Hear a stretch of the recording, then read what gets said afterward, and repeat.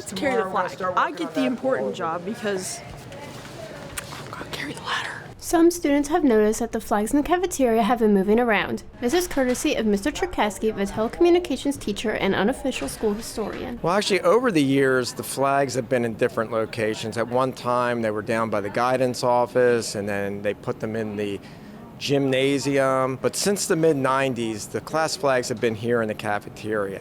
And for whatever reason, when they hung them in here, they didn't put them in numerical order. It was just a hodgepodge all over the place. And there's only so much room in here to display the flags. We actually have more flags than we have space for in the cafeteria.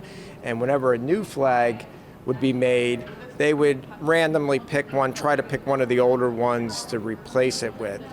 So what I decided was, with my interns, is we would come down here and put these flags for the first time ever in numerical order, starting with the most recent flag, the 2026, which is on the wall, and then it would go to 2025, all the way to the oldest flag. And we calculated we'd be able to get to the early 80s in here. There's enough room.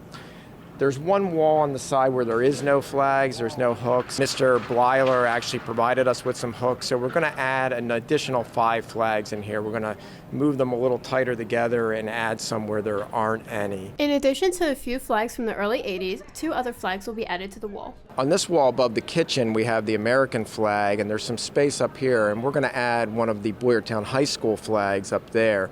It isn't a class flag, it just has the school motto on it. For whatever reason, that 2022 flag was put in storage in the library, where it should have been put out here and replace one of the older flags. So that one we had to get out of the archives in the library and make room for it. However, one class flag won't be added.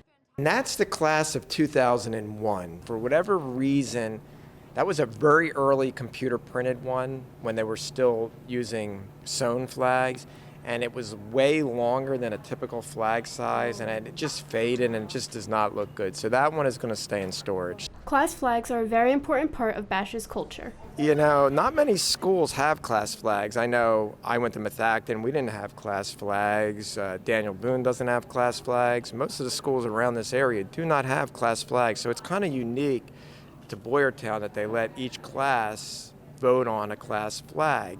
And, you know, each one is a little different and shows kind of the personality of that class. Like, check out that class in 1997. Look at that fellow on there. Look at that bear and those eyeballs up top. I mean, that really tells us something about that class. I do think that this is important to do as it's part of our school culture, and I think it's important to prioritize that. I don't think it should be something that is, you know, just kind of tossed to the side. Make sure to keep an eye out for more changes to the cafeteria walls. Reporting for Bash TV News, this is Lexi Giampiertro. Oh yeah.